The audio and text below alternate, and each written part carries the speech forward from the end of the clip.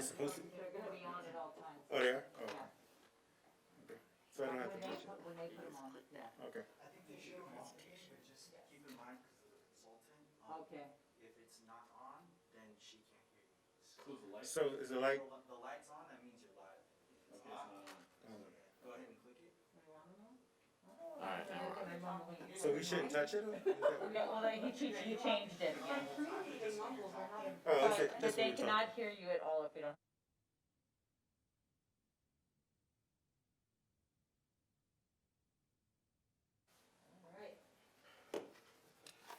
Here we go. Good evening, everybody, and I would like to call to order the Planning Commission meeting of September 10th and ask you to please rise and join me in the Pledge of Allegiance.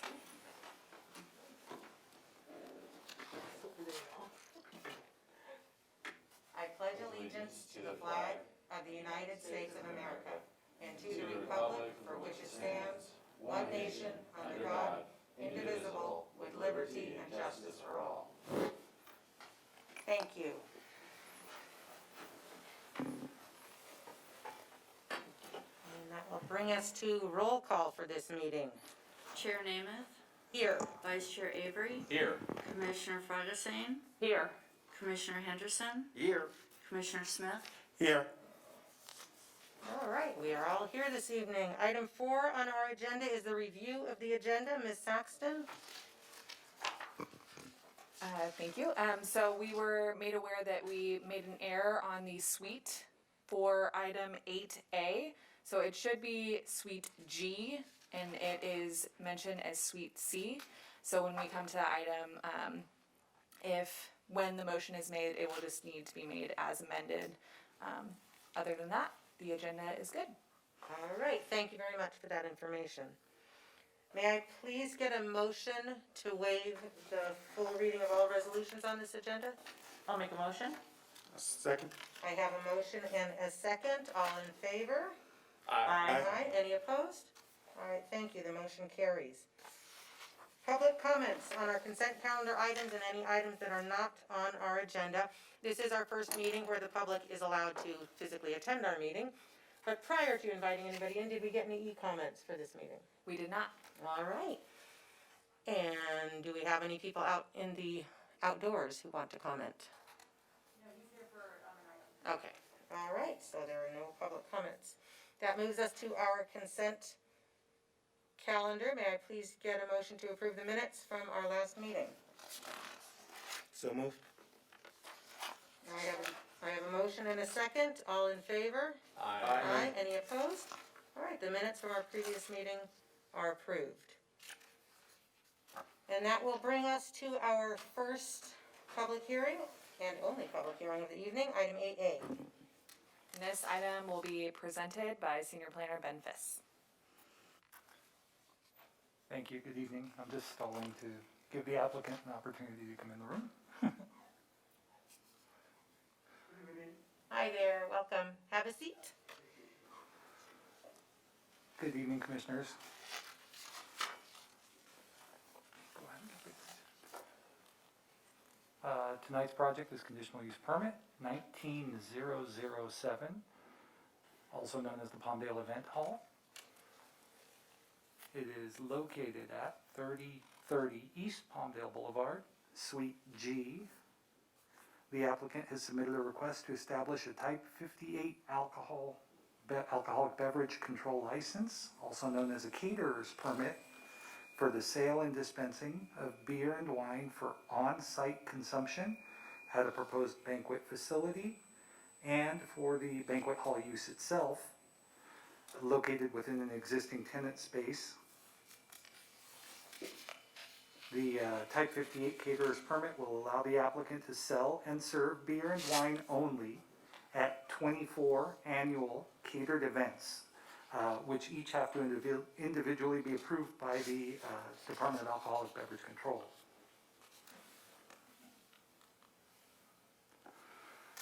The site is 3,808 square feet tenant space in the C3 zone. The site plan shows the project site within the existing shopping center.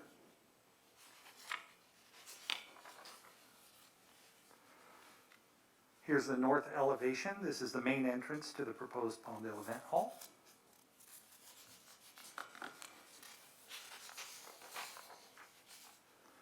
The floor plan of the banquet facility includes the storage of alcohol within a production area. That would be the kitchen up at the northwest corner there of the facility. The alcohol storage area is 182 square feet, which is less than 10% of the 3,808 square foot floor plan. The Palmdale Event Hall plans to host private functions such as weddings, birthdays, quinceañeras, and business and organization meetings. In addition to alcohol storage for private events, the applicant proposes to operate the banquet hall facility Monday through Thursday from 10 a.m. until 10 p.m. and Friday through Sunday, 10 a.m. until midnight. The hours of operation, the proposed hours of operation, are consistent with the hours established by the California Department of Alcoholic Beverage Control for the sale of alcoholic beverages. Those hours are generally permitted from 6 a.m. until 2 a.m. In order to maintain a safe environment for its patrons, the Palmdale Event Hall is equipped with an on-site alarm system and security cameras, as well as burglar and fire alarms. Furthermore, there will be 3 licensed security guards at each event. The commercial site also maintains 58 parking spaces, and 38 parking spaces are required for the banquet hall use, based on a ratio of 1 parking space per 100 square feet.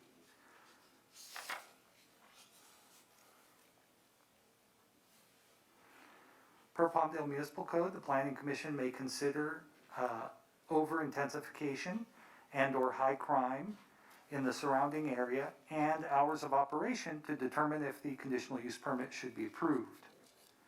The 2 methods to determine over-intensification of on-sale alcoholic beverage licenses are population density and retail density. According to the population density model, there would be an over-intensification of 1 on-sale alcoholic beverage establishment in this census tract. If the Type 58 caterer's permit is approved, this is, let me see here, I'm sorry, I lost my place here. This is because the calculations using the population density method allow up to 3 on-sale ABC licenses in the census tract. And approval of the Type 58 caterer's permit would increase on-sale ABC licenses to 4. However, this is a minor increase because the banquet facility is restricted to limited hours of operation, on-site consumption of beer and wine only, and limited between those hours of 10 a.m. and 10 p.m. Monday through Thursday and 10 a.m. to midnight Friday through Sunday. Furthermore, depending on the type of private event booked, not all patrons may desire or require beer and wine, thereby reducing the intensity of alcohol consumption. Using the retail density method, there is no over-intensification because the number of existing on-site alcoholic beverage establishments within a 2,500 foot radius of the Palmdale Event Hall, which has 3, are far below the average of on-sale alcoholic establishments within the 2,500 foot radius of 20 randomly selected alcoholic beverage establishments, which is generally 10.3. With regard to high crime, the project site is within Crime Reporting District 2608 and exhibits high crime. However, the Sheriff's Department does not oppose the approval of this conditional use permit. Furthermore, only 1 of the 13 calls for service received by the Sheriff's Department between July 16th of 2019 and July 16th of 2020 was alcohol related. Those would be calls at the site.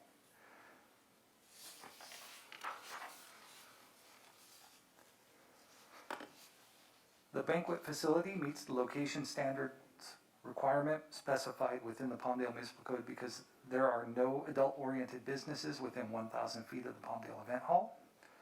Furthermore, the hours of operation for the banquet hall are consistent with the hours established by the California Department of Alcoholic Beverage Control.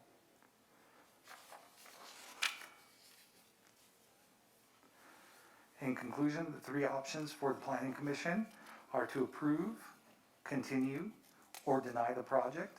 Option 1 is recommended, and this concludes my presentation. I'm available for any questions. Thank you very much, Mr. Fisk. Do any of the commissioners have technical questions for staff at this time? Okay, I just wanted to clarify, with this type 58 permit, I shouldn't even say, this location, with this they could sell alcohol, beer and wine provided by them to their guests at their 24 events a year, correct? Correct. Well, yeah, the way it works is that the applicant is applying for a type 58 caterer's permit. That permit is only allowed with an existing type 41 permit that he has. Okay. That will allow him to cater events at this location only 24 times per year. Any other events beyond that, people will have to either bring their own alcoholic beverages, which is permitted. They'll be allowed only to bring beer and wine and have staff serve the beer and wine. Those events are not allowed to be public events. They aren't allowed to sell beer and wine. And yeah, that's about it. Okay, and the way that we determine that there's only 24 of these events that they're selling the beer and wine is they have to fill out that ABC 218 form? And Correct. that's how, so it's the ABC's and the applicant's responsibility to keep track of that 24? Correct. It is the responsibility of the applicant to fill out those forms with the Department of Alcoholic Beverage Control. If they fail to do so, they're risking their loss of their license. Okay, thank you very much. Quick question, follow-up. How do you monitor that? Do they have to then, like when they do a banquet and they fill out the form, do they then have to turn it into the city so that you're monitoring it, or do you just pop up and ask them whether they're following through or not? So the city doesn't monitor that, but we are in constant coordination with ABC. So should they apply for, number 25 or have some kind of violation with ABC, we would be notified. Okay, thank you. Okay, then at this time, I would like to open the public hearing on this item. And Ms. Saxton, do we receive any e-comments on this item? We did not. We did not, all right. Then I do have a speaker slip here for our applicant, Mario Flores. So Mr. Flores, if you could please come forward and come to the podium. And you have 3 minutes to speak, and we already know your name, Mario Flores, so you can go ahead and established at a banquet facility. Some of the events that we will hold are like religion kind of, that there's no alcohol involved, and others are like private events that their client bring their own alcohol. So it's not going to be that much of selling because we give them the opportunity to bring their own alcohol because it's a private party. But we do hold a license 41 and license 58 to do the catering. okay, thank you. Do any of the commissioners have questions for the applicant? I was a little confused. The way I had read it was that you already have a type 41, That's correct. correct? Because you have a restaurant in Lancaster. That's correct. Doesn't that give you the ability to do 24 events with the type 41 that you have already? When you sell, then you limit it to 24. But when it's a private party that the client bring their own alcohol, I guess I could do it all year. So, so really the 58 is like a complement to the 41 that gives you a few more benefits? That's correct. So if you didn't get the 58, you could still keep going with the 41, Yeah, right? but I will have to travel to the ABC office every time and fill up a form saying more that I'll paperwork. be selling it, and there's a fee for that every time. Oh, okay, so just more red tape involved with Yes. using the 41 by itself. Adding the 58 kind of loosens it up a little bit. Yes, But it still limits you to 24. of selling, but when they bring their own alcohol, it becomes a private event, and they can bring their own alcohol, and we're we have bartenders licenses that can serve the alcohol to them. So with But the it's type just- 41, you could not do that, is that right? They could not bring their own alcohol? No, Okay, so it allows you to let them bring alcohol, yes, okay. So then you could do 24 that they don't bring their alcohol, and then more than 24 if they bring their own alcohol. yeah. Okay. Okay, But so, there's a lot of church that come and do events there that they don't really bring alcohol. There's events like celebration of life when someone passed and they don't bring alcohol, they just come and gather, eat, and that's it. how long have you been doing business there already, using the type Here now, 41? we have a banquet hall in Lancaster too, for 5 years. Oh, okay. And it had its own separate type 58?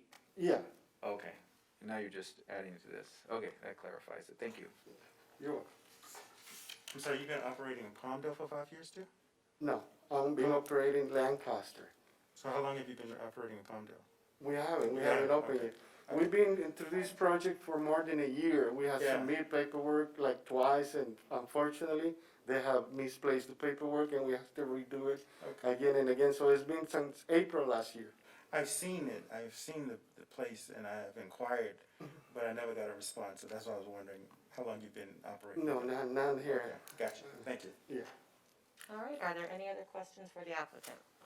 Yeah, I actually am just curious, the kitchen looks like it's mighty small looks like you have 19 tables that accommodate 10 people, so you have 190 people in there, right? Yeah. So it's like about let's say 8 chairs per table. Okay. Is your food being prepared at your Lancaster location and Yeah, brought? the restaurant, and then we'll. There's no kitchen there. The food is already prepared, and with the servers, and it comes warm and everything, and we just serve. And if the client bring their own beer and wine, we just serve it to them. That's what I was getting at, because I just looking at that kitchen, doesn't seem like you could prepare that much food in there.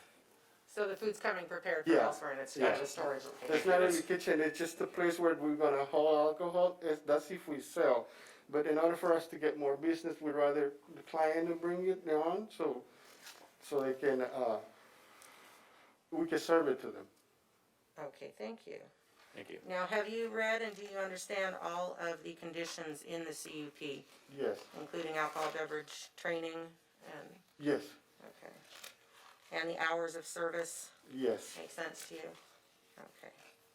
All right, well, thank you very much. You may have a seat. Thank you. And Ms. Taggart, is there anybody else outside? Okay, then if there is no opposition, let us close the public hearing on this item and open it up for commissioner discussion.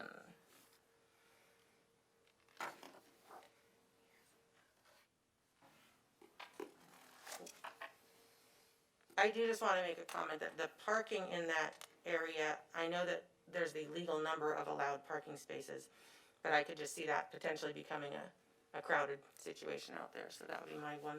I know there's not, you don't have to respond, I'm just making a comment.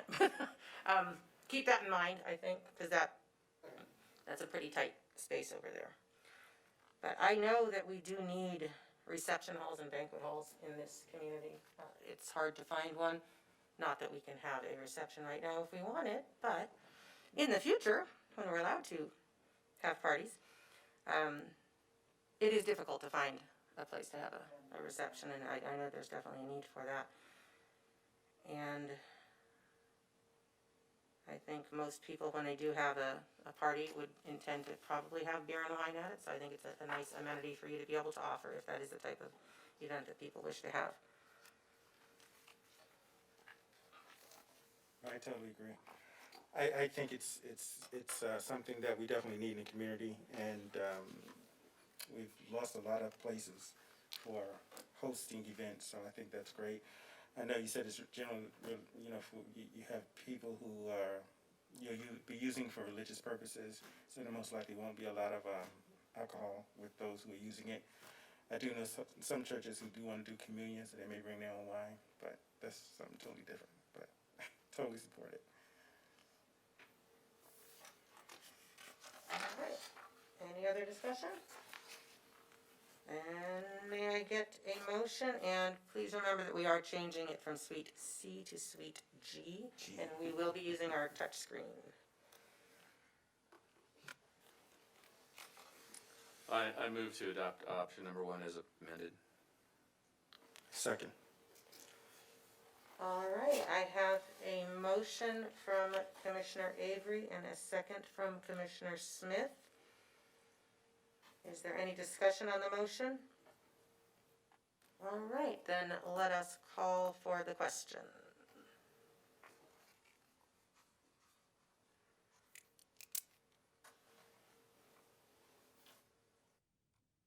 And let the record reflect that the motion passes with 5 yes votes. Congratulations, Mr. Flores. So may we have open event time at some point in the near future. So, Congratulations. and you are now free to leave. Thank you, have a Thank good you. evening. Good luck.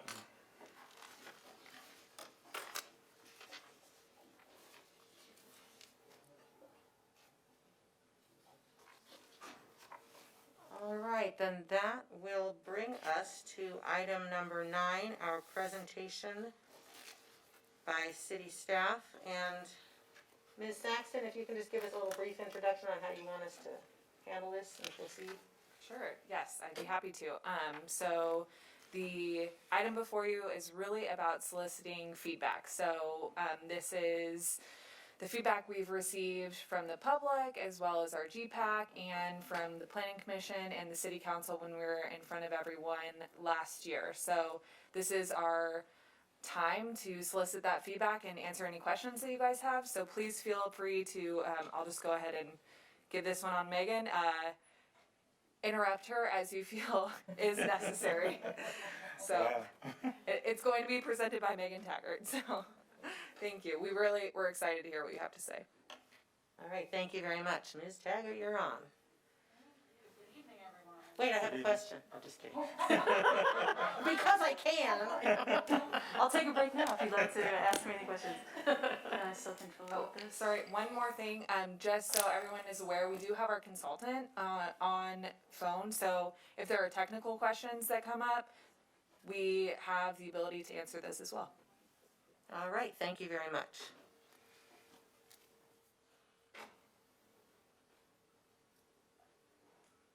Sorry, we're doing a different format tonight. Okay, thank you, everyone.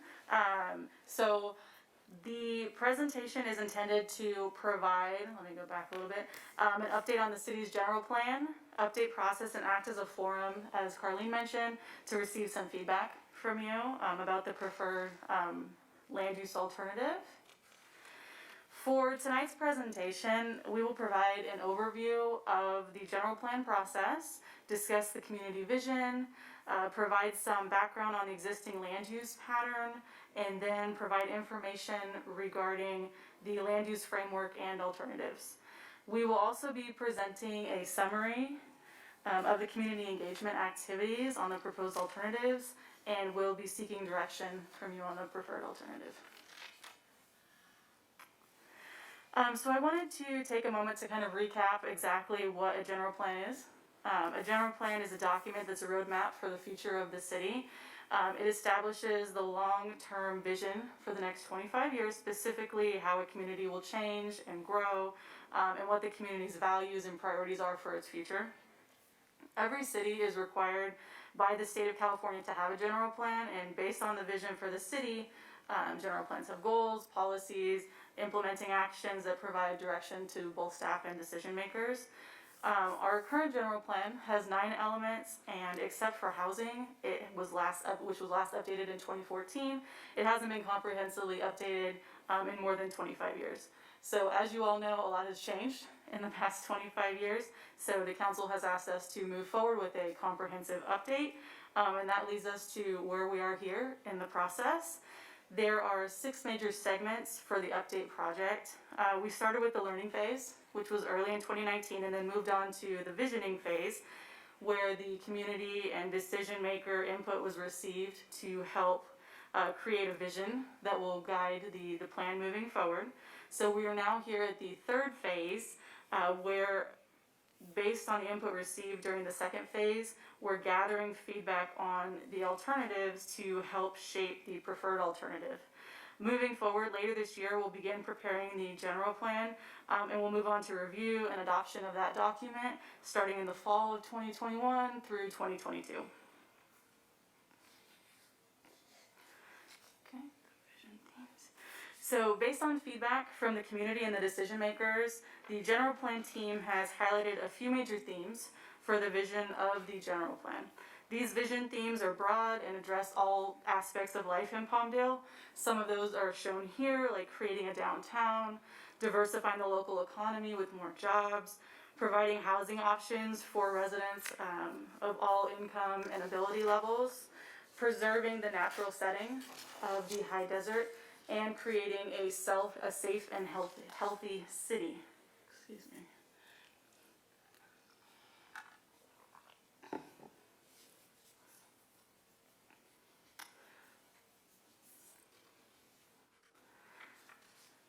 So the figure here shows what's existing in Palmdale today. As you can see, the city consists of more than 62% vacant land. 12.5% of the city is residential, with industrial uses following closely behind, and commercial uses only comprise about 1% of the entire city.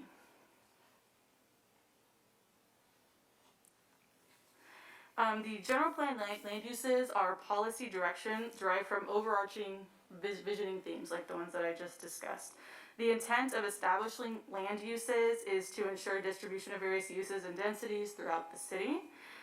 The land use maps also focus on future growth, not necessarily what is currently developed. In addition, the land use map is also supported by other elements of the general plan to ensure that there's adequate provisions for infrastructure and services to support these future uses.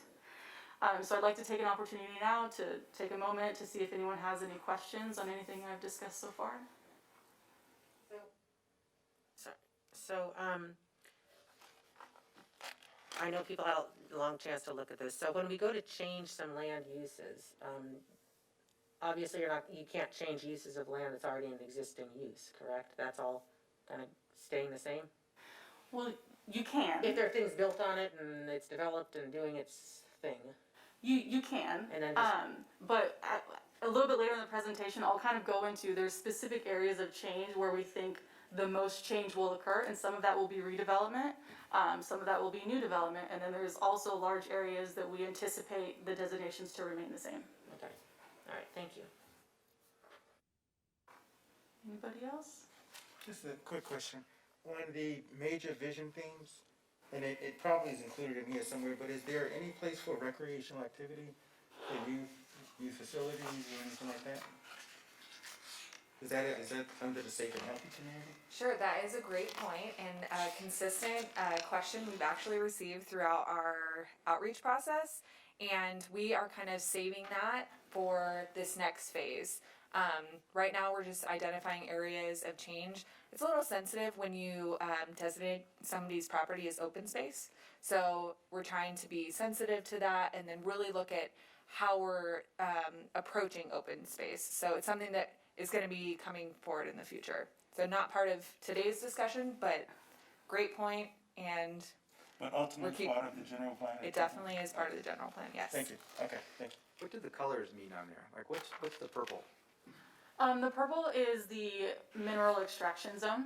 So those just represent, use. Those represent different land uses in the city. So usually the yellower orangey tones are residential, whereas the redder maroon tones are commercial, and industrial is usually bluish.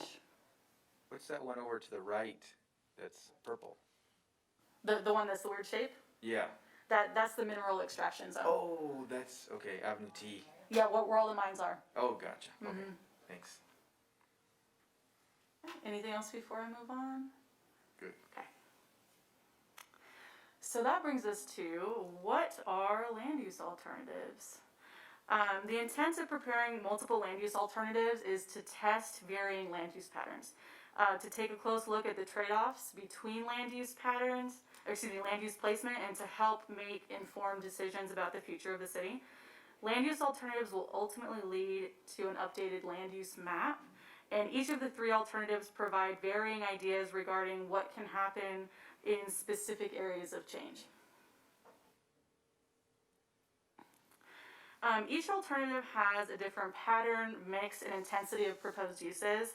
As I'll discuss in more detail in the upcoming slides, the adjustments to the uses provided within the three alternatives create differences between the number of jobs, houses, travel, and in various other areas. You might be wondering how we get from three possible alternatives to one land use map. So the general plan team will utilize the input received from the outreach this summer, which includes the community, stakeholder, general plan advisory committee, and decision maker input from you and from the city council. And we'll combine that information into one map that best reflects the vision for the city.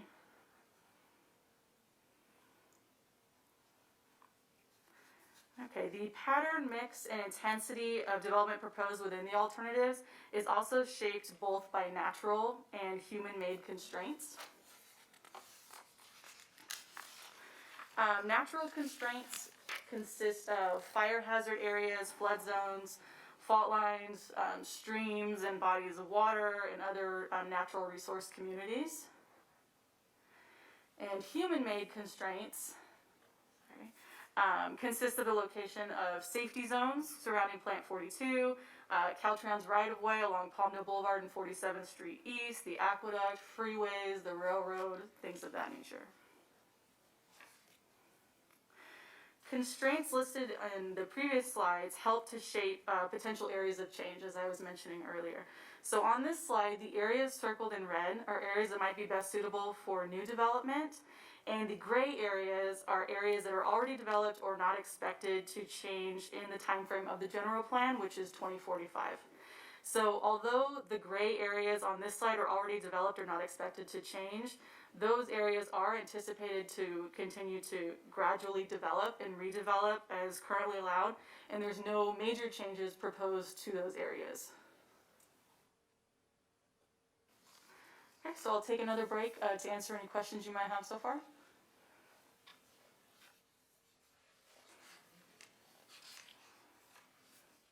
Where's that picture in Palmdale? We're working on it.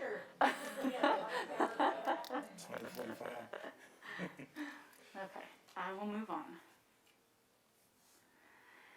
Okay, so the land use designations shown on the next few slides describe the future designations for the updated general plan.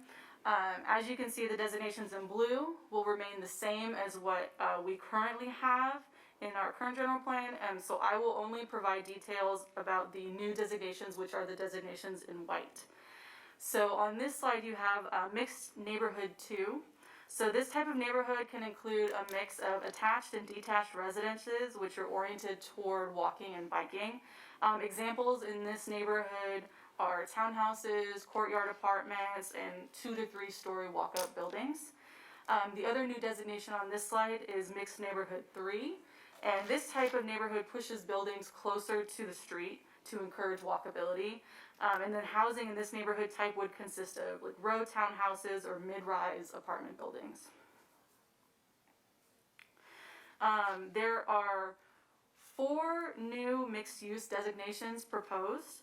All 4 allow for office and retail commercial uses combined with residential uses, either vertically or horizontally, with the MU1 designation allowing the lowest density and the MU4 allowing the highest density, and also the MU1 would allow the lowest buildings, which would be a 1 to 2 story building, and the MU4 would allow the tallest buildings, which would be 3 to 7 story buildings. Also a new designation is visitor commercial. So this is intended to accommodate hotels, convenience retail, entertainment, and other goods and services for visitors and highway travelers. This type of center would primarily be accessible by vehicle. And the last one would be the employment flex use, which is intended for mixed use developments with light industrial uses and more intense service, retail, and wholesale type uses that are either walkable or vehicle accessible. And then the last new designation is institutional. And that would be for like medical centers or hospitals, colleges, universities, and other sort of commercial and supportive uses in a walkable environment. Okay, so do you have any questions about the new land uses? No, but I'm hearing the word walkable a lot. We want to encourage walkability and Walkable. bikeability. Okay, anybody else? Okay, I will move on. Okay, so the land use framework map highlights the areas where changes to existing land uses are proposed. So these changes incorporate the visioning themes that I discussed earlier by envisioning a downtown area, employment uses around Plant 42, and providing for mixed residential and commercial uses along Palmdale Boulevard. The framework plan also indicates key locations for potential village centers, which would be those in the pink and red circles that are spread throughout the city.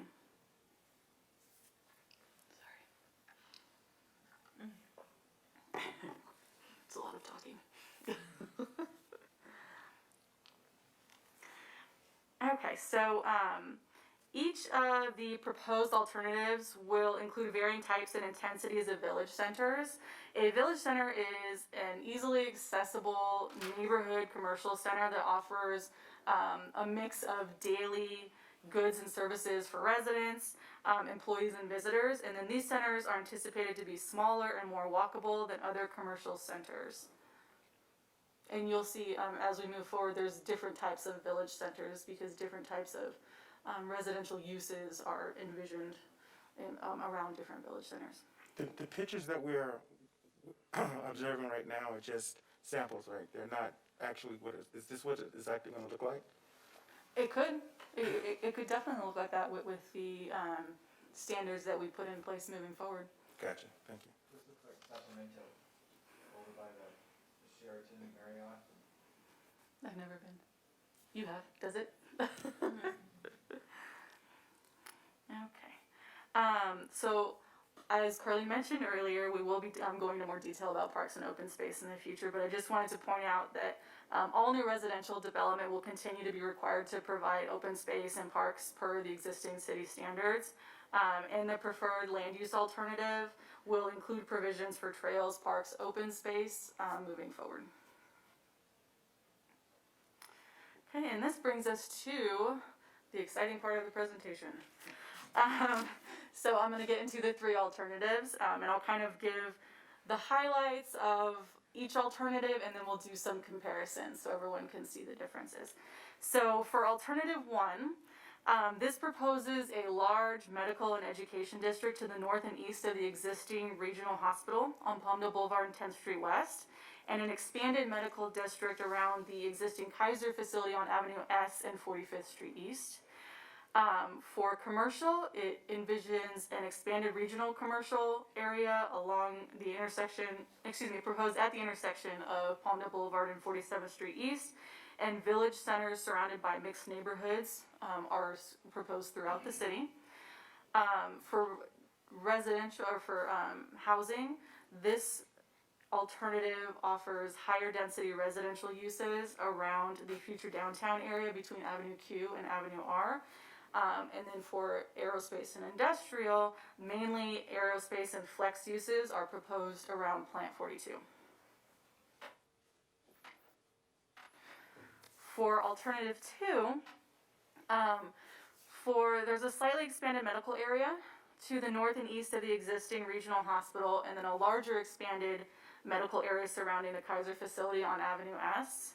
An education district is proposed west of 25th Street East and north of Palmdale Boulevard in the vicinity of the Antelope Valley College satellite campus.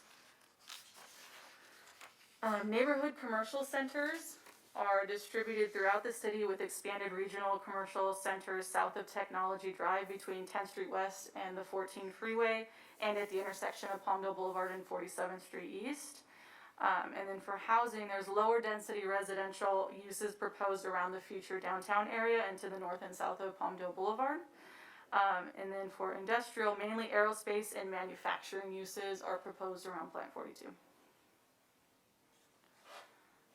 And for alternative 3, this one proposes 2 education districts. So there's one on Palmdale Boulevard to the west of 25th Street East, and then there's one on Palmdale Boulevard between 30th and 40th Street East. It also proposes an expanded medical district around the existing regional hospital with 2 smaller districts proposed at 40th Street East and Palmdale Boulevard, and then again at Avenue S and 47th Street East. This alternative proposes the largest regional commercial area at the intersection of Palmdale Boulevard and 47th Street East, and a mix of varying village center types with and without residential components surrounding, are located throughout the city. And then for housing, it's sort of a middle density housing, like townhouses and courtyards surrounding the downtown area to the north and south of Palmdale Boulevard. And then for industrial, there is more of a mix of industrial, aerospace, and flex space surrounding Plant 42. So, Can you just go back, can you just? Yeah, go back to yeah. alternative? What's the reason for 2 education districts?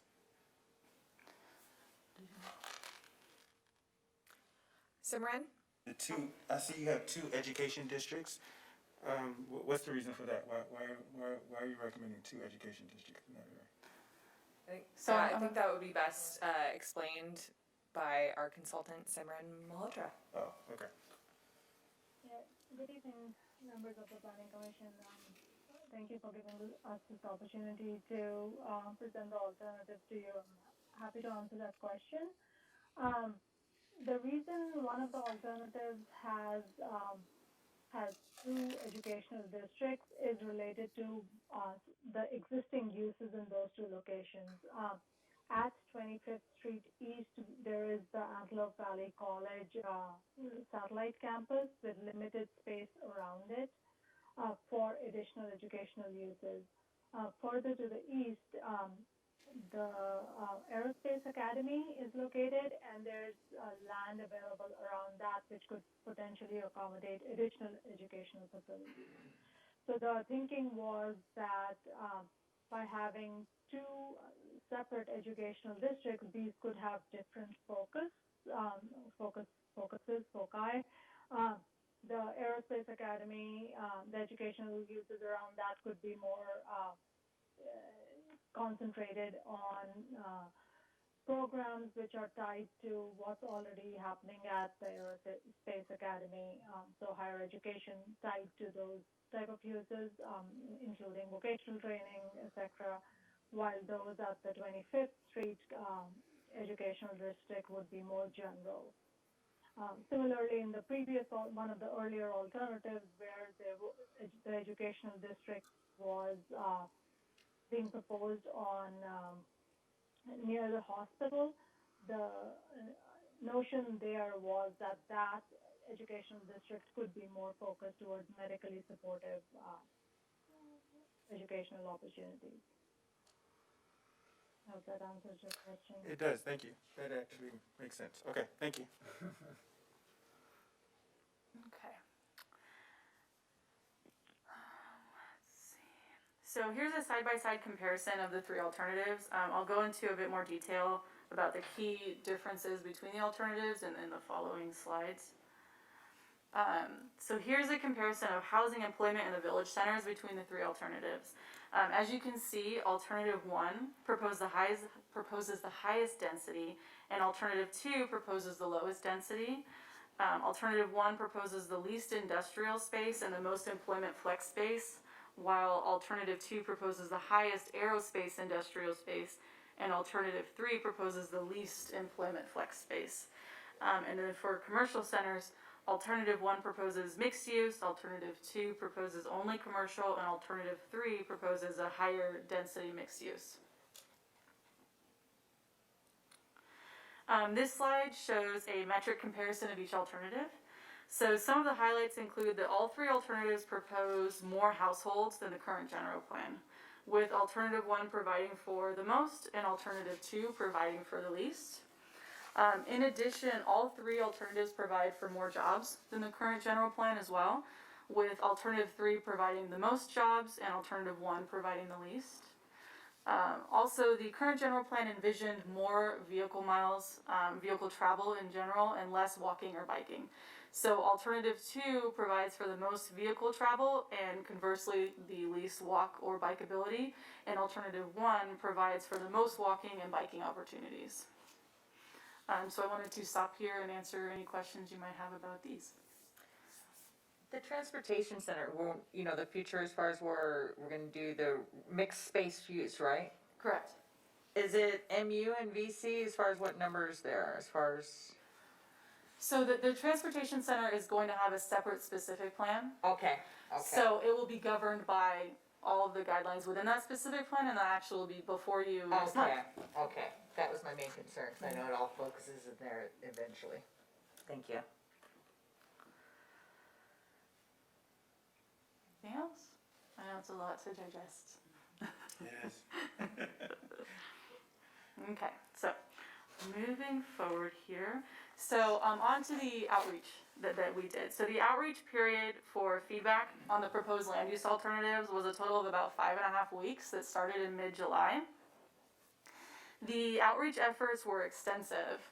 And they covered both digital and print outlets. The digital component of the marketing strategy included email blasts in both English and Spanish, weekly social media posts on all of the city's social media outlets, and that was both in English and Spanish, geo-targeting, weekly advertisements within the Palmdale Minute, advertisements in Cafe Con Leche on the radio show, multiple interviews on the Spanish radio station, advertisements in both English and Spanish on 2 electronic billboards along the freeway, and digital press releases in 3 of the local newspapers. The print component of the marketing strategy included distribution of paper surveys at several locations, distribution of postcards, flyers, and posters in both English and Spanish to local schools, community gathering spaces, and at the pop-up workshops, advertisements in Spanish in El Sol magazine, Spanish and English in the AV Smart Buys, and Spanish and English in the Palmdale Connections magazine. And then press releases, actual print press releases from the 3 of the local newspapers. And then we did banners in both English and Spanish at 3 of the local parks and the city library. So in addition to the print and digital outreach efforts, the general plan team conducted 9 meetings with stakeholders from various sectors. There was a live presentation which we held virtually, which had 42 live participants and 71 views on YouTube. There was a total of 9 pop-up workshops that were conducted on various days, times, and at various locations throughout the city. And then there have been a total of, to date, 8 general plan advisory committees, 2 of which were hosted virtually.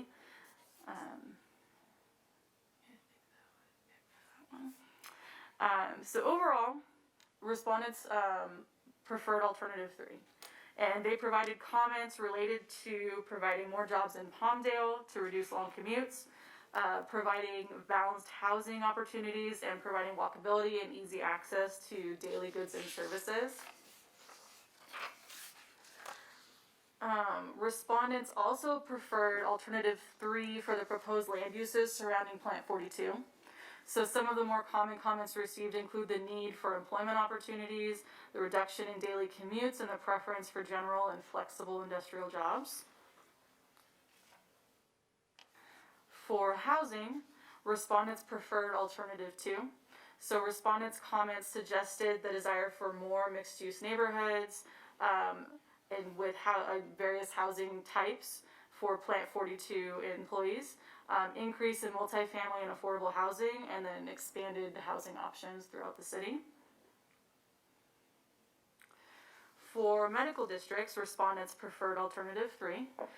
The respondents' comments indicated that the provision of 2 medical districts would be great for residents, but might be discouraging to medical professionals that are commuting to the Palmdale to provide services, as it would take them a longer amount of time to get to a location that's further away from the freeway.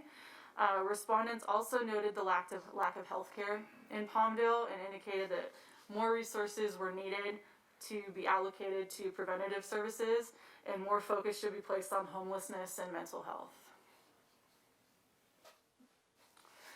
For educational districts, respondents preferred alternative 3.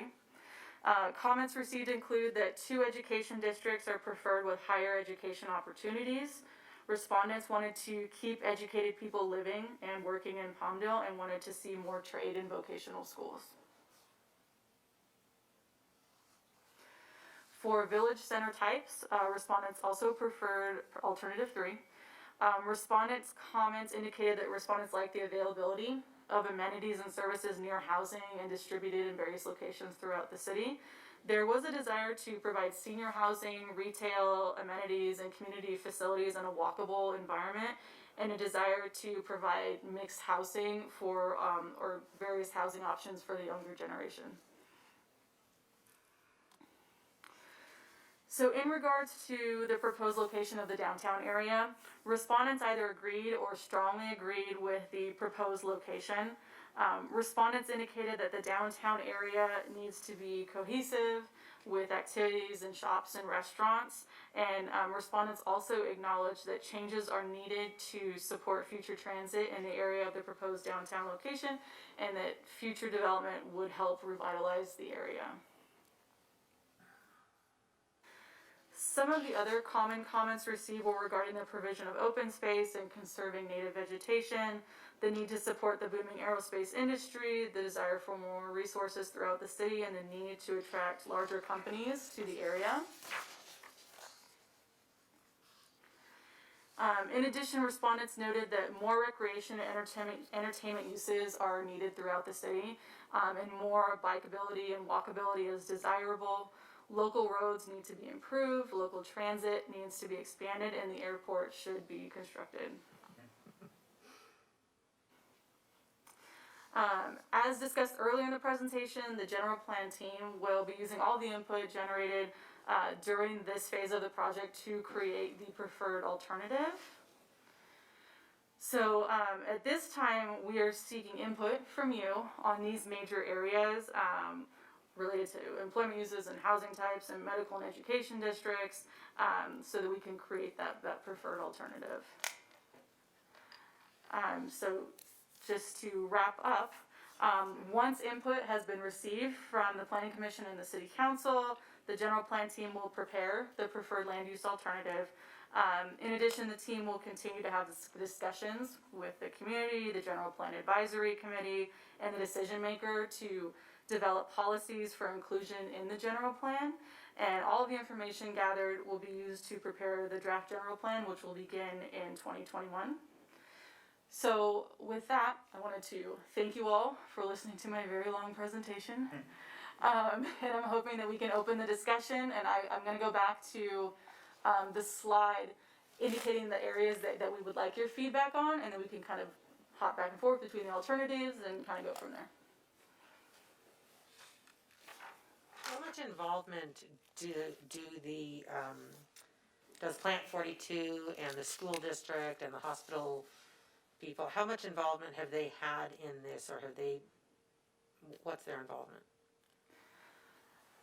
So, I mean, we had stakeholder meetings, where we invited key people from all of those areas, and we held meetings with groups, various schools, various people from the industrial world, so that we could get their specific feedback and their take on the land use alternatives. We also, just to add, those stakeholder groups are repeats. So the people that were involved in the first round of outreach last year have been re-engaged. So and there's some people that have been added too. Also, with Plant 42 folks, there's a military readiness element within the general plan. So they're actually actively reviewing all of those documents. So they're super engaged in this process, not just from the stakeholder piece, but also actually reviewing things right now. So it's a big priority. Very good, thank you. I'm impressed, firstly. And overwhelmed, but impressed. I have been paying attention to this for the last few years that it's been going on, and combined with all the transportation surveys and things they've been doing. So for you to take all of that information and get it down to 3 alternatives is quite an accomplishment, I think. Okay, well, let's just start with one. What do you all think about the location of medical districts? Where do you prefer to see your medical districts? I think they're good on the east side, what you pointed as far as two separate ones, as far as to focus on, you know, what we actually have jobs for in our area. And then general ed on the other one, on the east side. In fact, I just drove by the new 8B college today, off the boulevard, and it'd be a good spot. So I think I would say that having two medical districts would make sense to me, because you've got the one right off the freeway where the hospital is, and then we've got the, Kaiser facility over on the east side that I think that was one of them, right, where you could develop around that area. That makes sense to me for people that, we act like this is like a 300-mile town out here, even though it's not. But the bigger we get, the longer it's taking to get across town, so I think that does have to play into it a lot, is having things on. I would hate to see things get divided, so we are east and west, we already are kind of that way, but I think it's very important that we put things in a location where people can reach them easily, but not so much emphasis on east versus west all the time. Yeah, I'm with accessibility, so I agree with that. I think we gotta get out of this east and west, mentality, but I like where they are at this point. I think it's good. The education district really took me for a loop. I think the two education districts are really good, because I think not everybody may wanna go to college. There's some trade school, there's some vocational, so if that's what the intent is behind that, I think it's good. And I'm glad that was considered.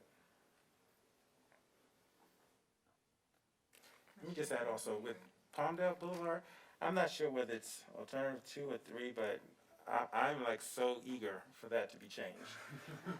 Whatever we gotta do to, one, get the crime out and make it really something that's viable and vibrant, that has some vitality. If folks were going with alternative 3 with that, I'm all for it. I think that's so dynamic. So whatever we need to do with that, that's my full support behind it. I think we need to have the two different medical districts, because just you have these two different there's population densities to serve. So if you call the ambulance, you don't want to drive all the way across town to go, if you have like one spot to go to. So you kind of have to have two separate, like the east and west side. I don't mean to sound like dividing the city up, but it's just where the populations are, the population densities. Are you talking about like emergency medical or going to the doctor or what? Depends on how quick you have to get to that location,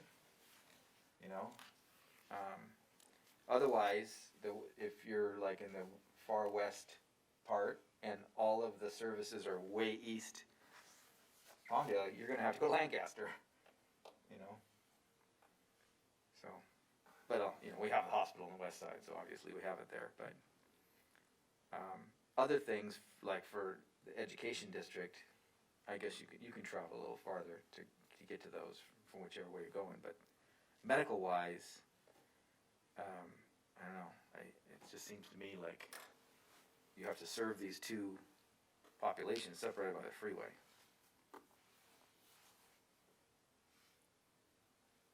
You have anything to add, Vice Chair? I'm waiting to talk about the village centers. So let's move on to housing. What do you all think about the density of housing across the 3 alternatives? I am intrigued by the mixed use design. I think it's a great idea. I think it's nice to have housing above some residential or commercial, some commercial or business type things. And I think it makes sense to have higher density in the downtown area. I think just to kind of tag team on what Commissioner Smith said, if you have people in there with things to do and activities and plenty going on, then they're gonna take care of their area and they're gonna enjoy it and they're gonna wanna keep it neat and clean and have people come over, and I see that being a neat way to do it, is if you have a little bit more intense, but, housing, but with lots of vibrant activities to go on around it. I just want the housing to be reasonable in terms of being able to, for people to be able to afford them.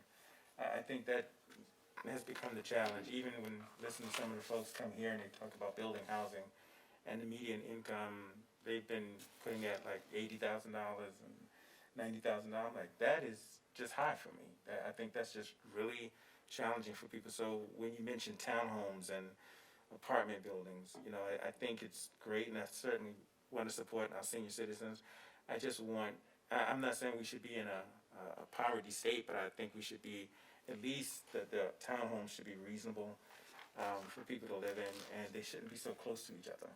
I'm looking at some of these, I don't know if these are samples or not, but they just look so close to each other. And that can create, I come from Brooklyn, New York, so I actually lived in the projects. And then I came to California, and I saw what you guys call projects out here, which is really not projects. It can be, I'm concerned with making it too congested, the apartments or the townhomes. I don't think that they should be so close to each other, but it should be something that should be livable. So I support it, I just want to make it reasonable, livable for people to afford.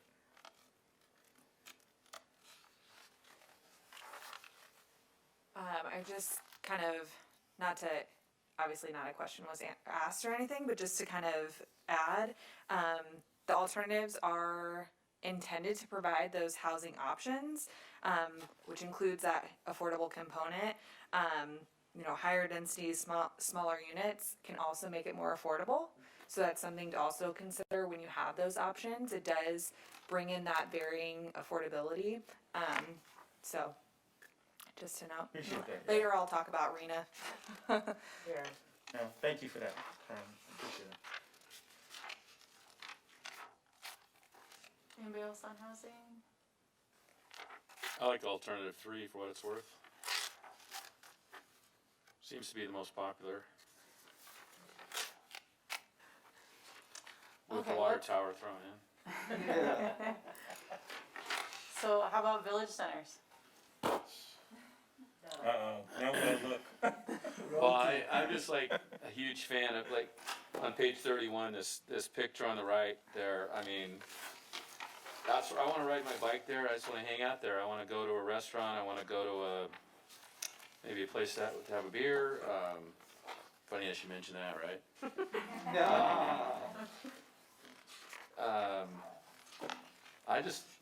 That's what I want downtown Palmdale to look like. I just love that. But it needs to be safe for bicyclists to get there, and it has to be safe to be able to park your bike somewhere and not have it stolen or vandalized. And,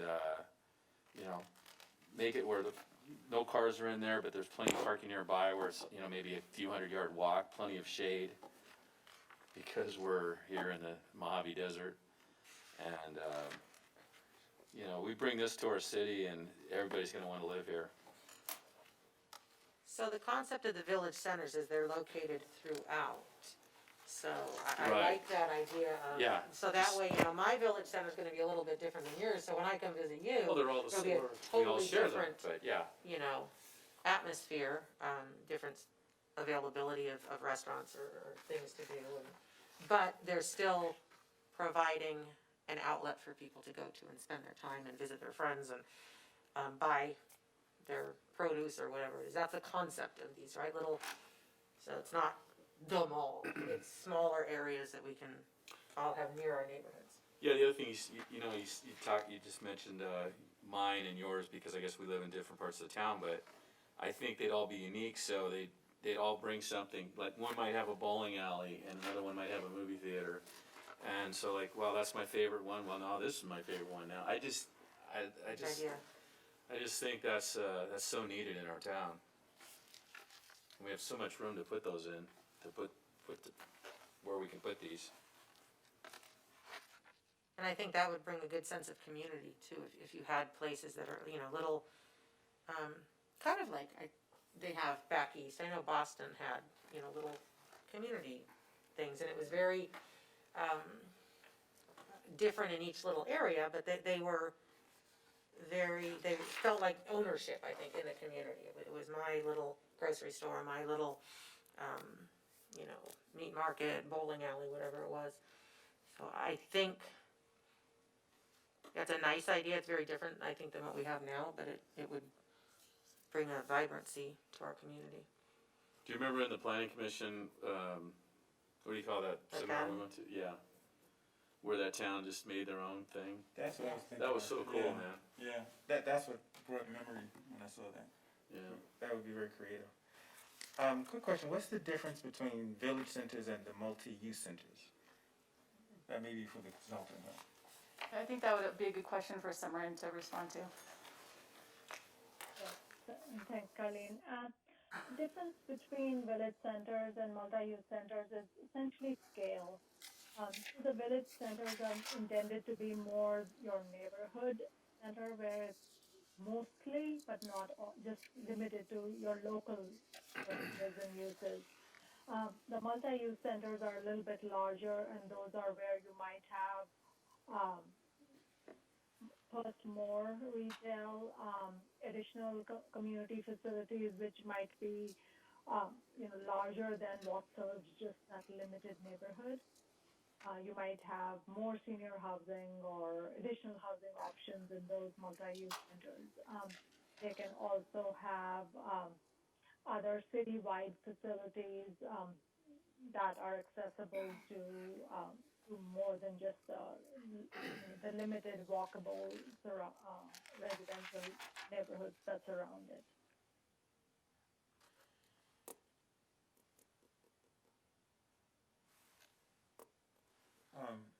I'm still confused. It doesn't,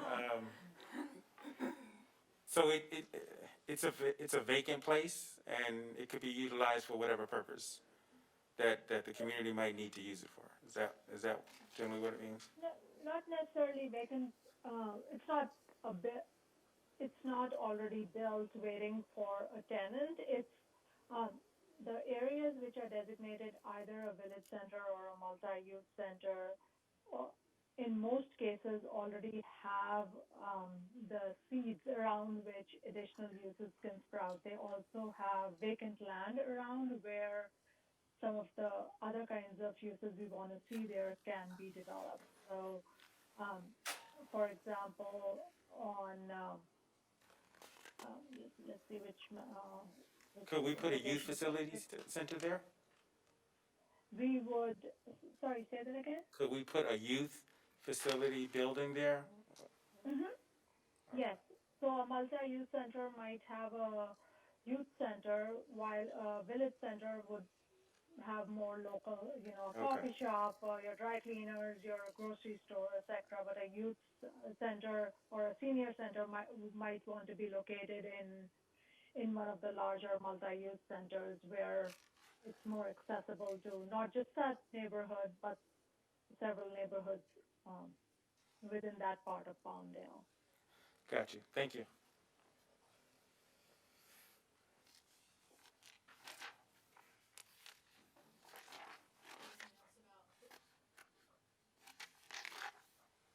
Anything else about village centers? I only see it in one spot. Is it only in one spot? No. No, it's all the little dots. Oh, okay. And they look different from alternative to alternative. You'll notice some of them don't have residential components around them, and some of them do. I only see the call out over here all the way to the left in the bottom. What page are you So on? the legend. What page? The legend has the dot. Oh, gotcha. I see. Land framework map shows those the most clearly. We just don't have the legend on each of the alternatives, so there was a little bit of confusion. I think we've figured it out. Thank you.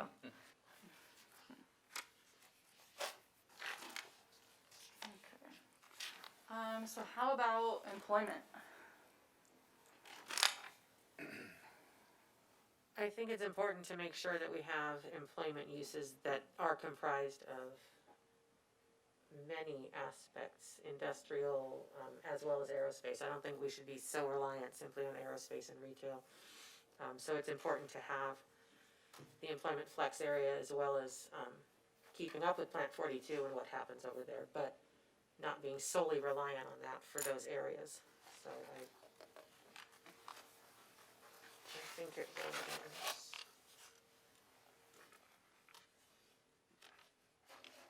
Yeah, I would say, alternative 3 in my mind probably does the best job of that with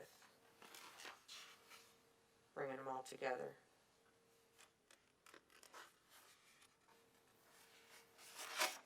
Anybody else?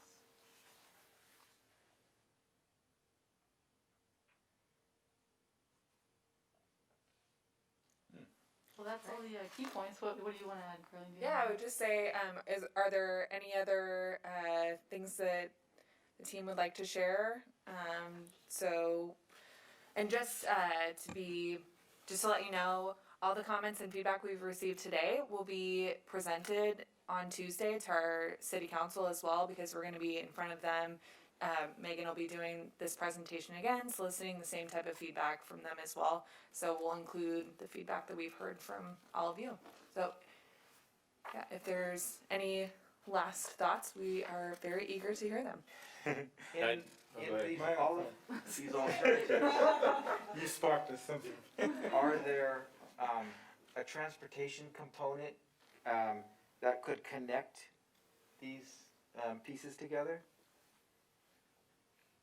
Yes, I think that Simran probably is going to be able to provide the most technically accurate answer to that one. So Simran. Yes, thanks, Carlene. The answer is absolutely yes. As we develop the preferred alternative, we will be doing detailed transportation analysis of how the alternative will work or the preferred plan will work, and the impacts, not just on vehicle movement, will also be analyzing and making recommendations for a bicycle and open space connectivity network for the entire city. So those are all aspects of the next phase of work that we'll be looking at. So when we come back to you next with the preferred plan, you will also see those elements presented.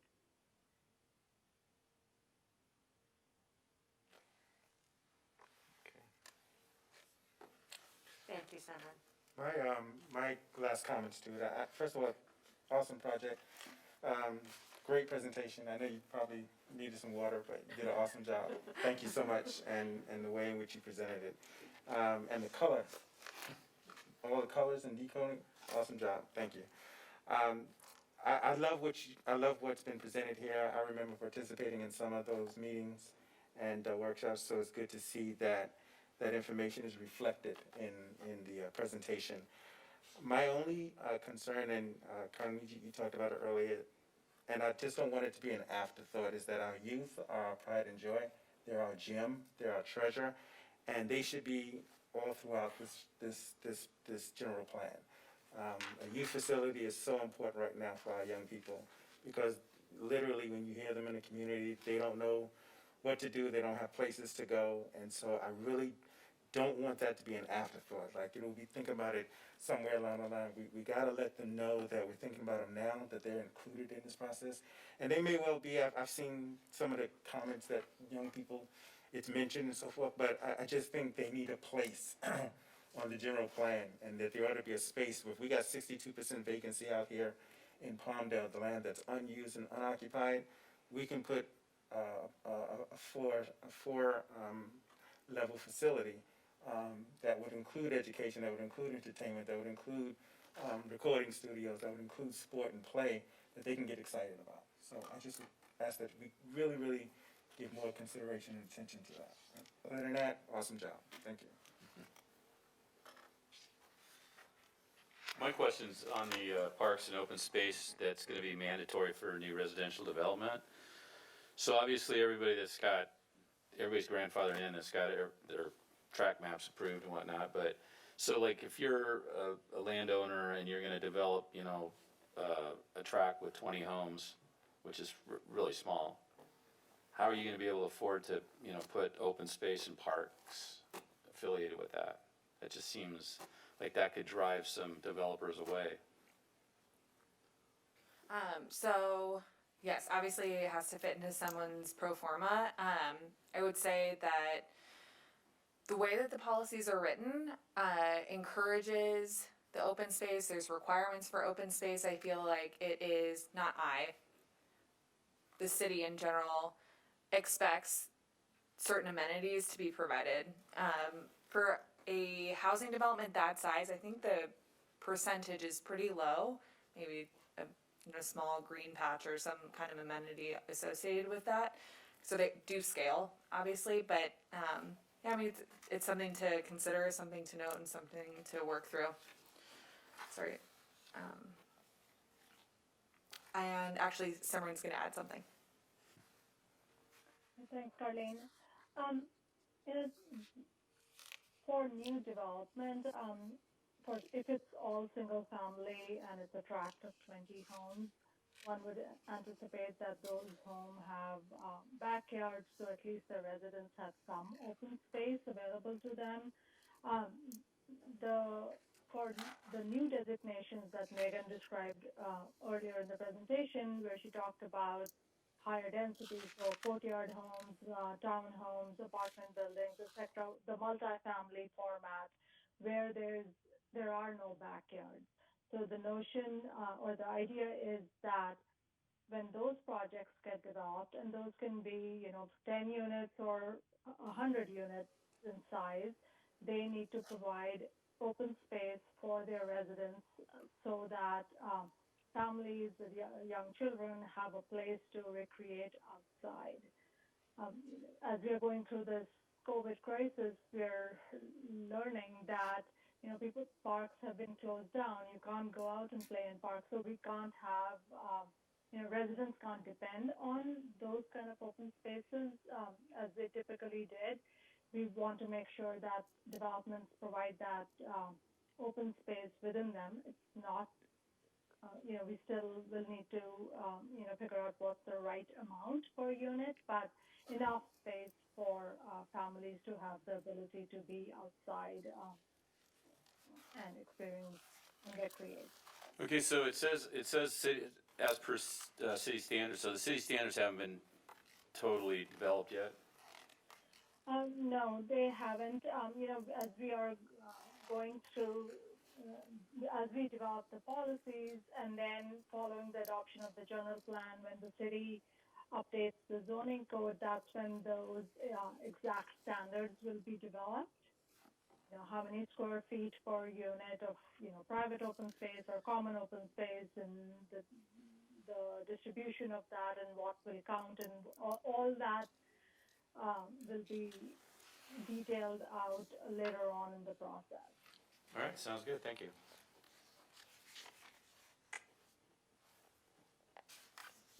Well, if I had to pick one today, I would pick alternative 3 also. I do like that it does have a lower vehicle miles traveled per household. I think that's important. I think that's what we're striving for, providing more job opportunity up here so people aren't being stuck on that freeway, which does translate into more fun things for youth to do because mom and dad are home earlier in the day because they're not traveling on that freeway for so long. And it also does have a nice amount of walking and biking capability in it. So I think that's a good alternative.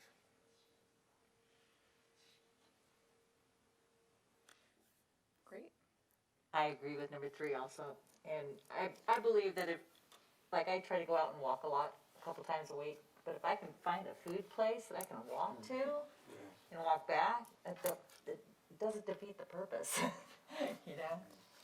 So, but yeah, or ride a bike. Like, right now I can't ride a bike to, like, the train station safely right now, so I'm sure that'll be incorporated eventually once we get this all done. But yeah, I think the future is trains and bike paths and walking.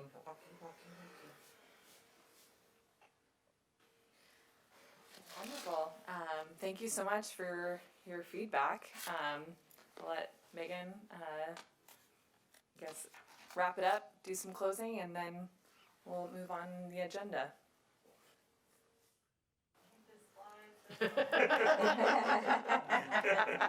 Thank you. Thank you very much, Ms. Very good Maggard. job. Good job. Thank you everyone for your input, we really appreciate it. Thank you. All right, thank you very much. All right, then, moving on our agenda.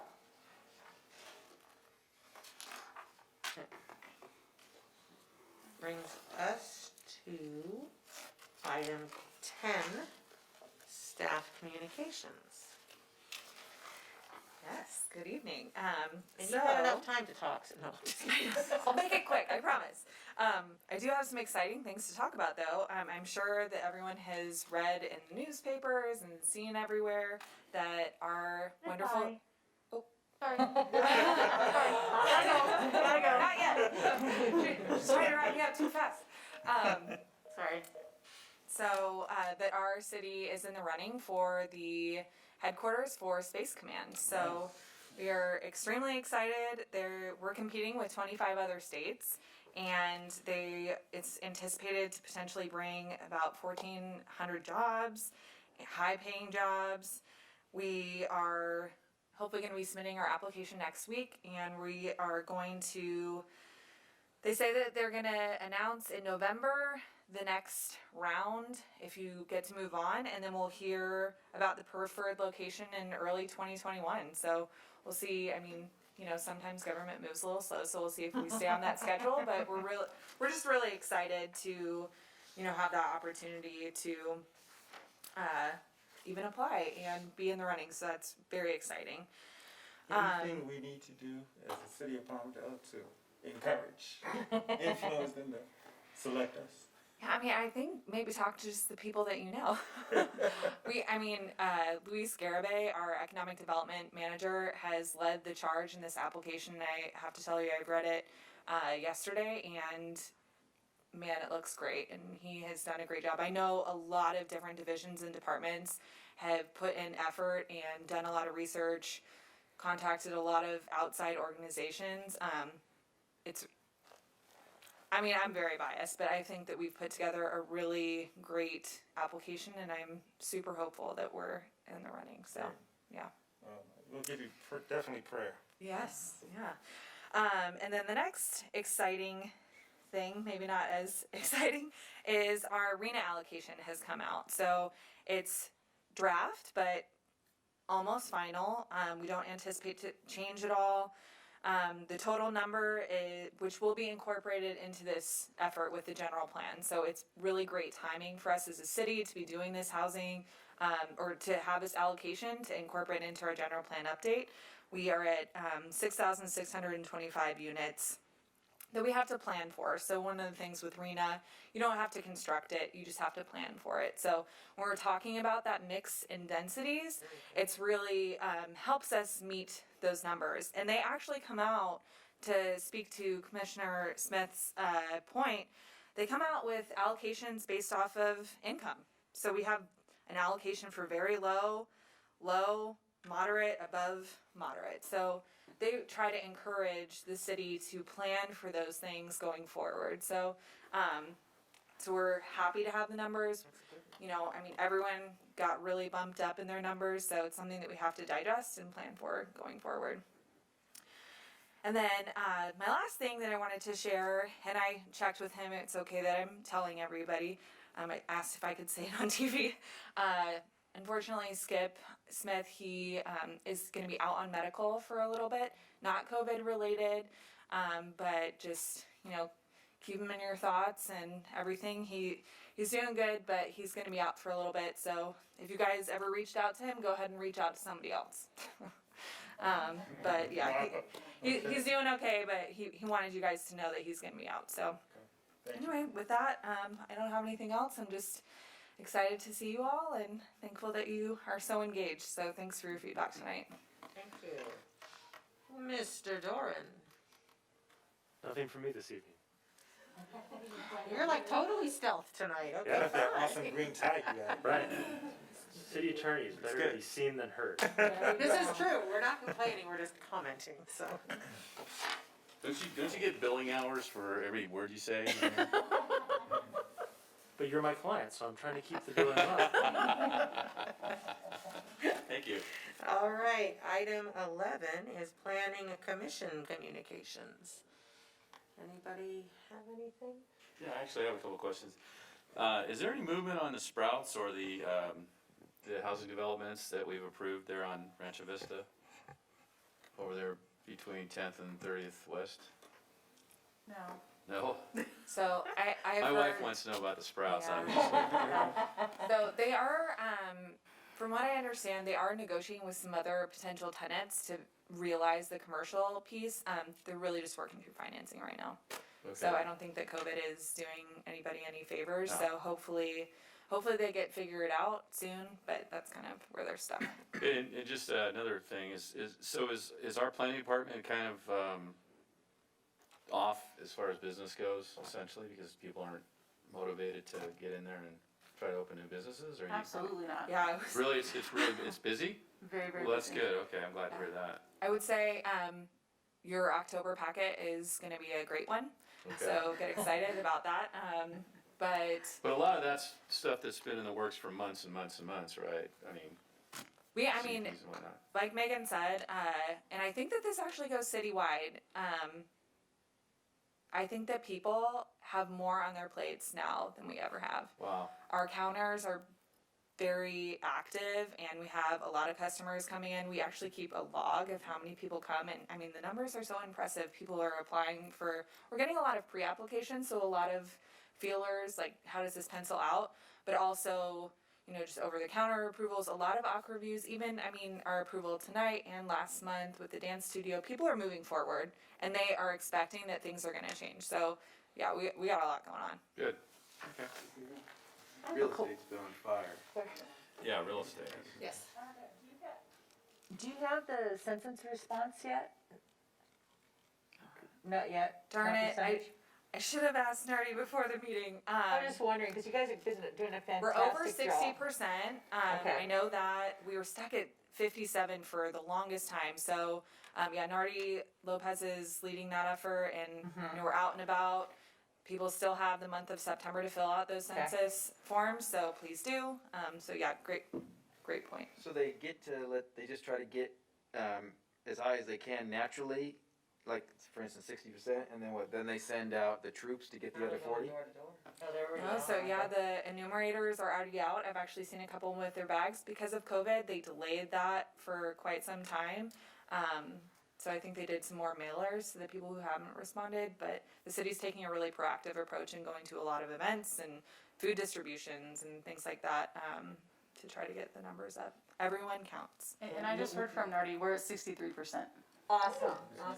When is the last day for that? Like, when does that stop? September 31st. September 31st? 30 days out September. 30. It only stops on the 30th. There's 30. Right, 30. days, sorry. I had to do my little rhyme thing in my head. I'm like, wait, no, that's September 30th, okay, thanks. Okay. I did give each of the commissioners a flyer. The city of Palmdale, along with the auto mall and the auto, mainly I know Camacho was a big starter in this. We are doing a healing and honor field this year for Veterans Day. It'll be taking place from November 1st through the 11th. Free admission, and it is to honor our military, our law enforcement, fire, EMT, and medical personnel. And you can purchase a flag in honor of anybody in any of those categories. You can go online and do that. It's $30 for the flag. It will have that person's name on it. And we are going to have 2,020 flags on display at Pelona Vista Park. It'll be an awesome visual effect.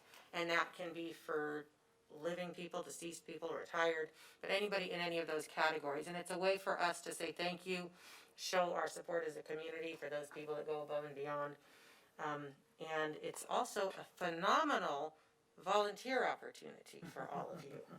And I happen to be the volunteer coordinator for this event. So, if you're looking for some volunteer hours, get in touch with me. But it's I think one of the things that's been so amazing with our community, with Palmdale, has been during this entire COVID thing, we have maintained our patriotism, we've maintained our community involvement in having a Memorial Day or a Flag Day, and we're going to continue with our Veterans Day. So I'm proud to be part of this community, and I hope that all of you get a chance to purchase a flag and get out there and take a look at that.